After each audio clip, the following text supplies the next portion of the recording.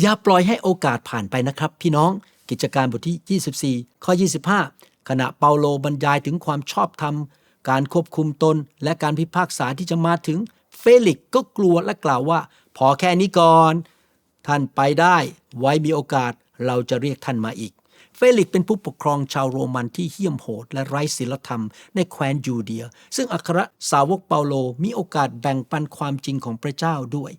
นี่เป็นช่วงเวลาแห่งปลายทางอนาคตของเฟลิกซ์เพราะเขารู้ว่าเขาจำเป็นต้องเปลี่ยนแปลง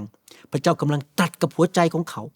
มันเป็นสิ่งที่สำคัญที่เขาได้รับพระคุณของพระเจ้าเพื่อที่จะได้เห็นว่าพระเจ้ามีสิ่งใดเตรียมไว้สำหรับชีวิตของเขาเขามีโอกาสที่จะก้าวไปสู่ปลายทางอนาคตที่ดีของเขาแต่เขากลับเลื่อนมันออกไป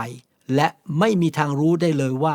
ช่วงเวลาที่เหมาะสมนั้นจะมาถึงอีกหรือไม่พี่น้องอย่าทิ้งโอกาสที่พระเจ้าทรงประทานให้แก่ท่านพระเจ้ากำลังตรัสกับเราทุกคนอาจจะเกี่ยวกับด้านที่เราควรจะโตขึ้นพัฒนาขึ้นใช้วิจารณญาณที่ดีขึ้นเราได้ยินแล้วจากพระวิญญาณบริสุทธิ์หรือจากคำเทศนาเราก็ละเลยไปแต่เสียงนั้นจะไม่หายไปถึงเวลาแล้วที่เราเชื่อฟังพระสุรเสียงของพระองค์บางทีอาจจะเป็นเสียงกระซิบในจิตวิญญาณของเราที่บอกเราว่าเจ้าต้องขยายความเชื่อออกจากจุดสะดวกสบายของเจ้าเถิดก้าวออกไปด้วยความเชื่อเถิดใส่ใจกับเสียงกระซิบเหล่านั้นนะครับพี่น้องเราห่างเพียงแค่หนึ่งเสียงกระซิบจากการก้าวไปสู่ความโปรดปรานที่มากขึ้นถ้าเราตอบสนองต่อเสียงนั้น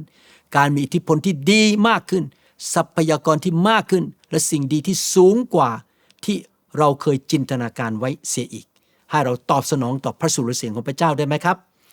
ข้าแต่พระบิดาเจ้าเราขอบพระคุณพระองค์ที่ทรงตรัสในใจของพวกเราและเปิดหน้าต่างแห่งพระคุณให้เราทำการเปลี่ยนแปลงชีวิตในสิ่งที่จำเป็นต่อการเปลี่ยนแปลงนั้นเราอยากจะตอบสนองต่อเสียงของพระองค์โปรดช่วยเราด้วยในการที่จะไม่ล่าช้าในการก้าวออกไปด้วยความเชื่อที่จะนำเราให้สูงขึ้นเราจะไม่เลื่อนเวลาที่จะทำตามเสียงของพระองค์ในหัวใจอีกต่อไป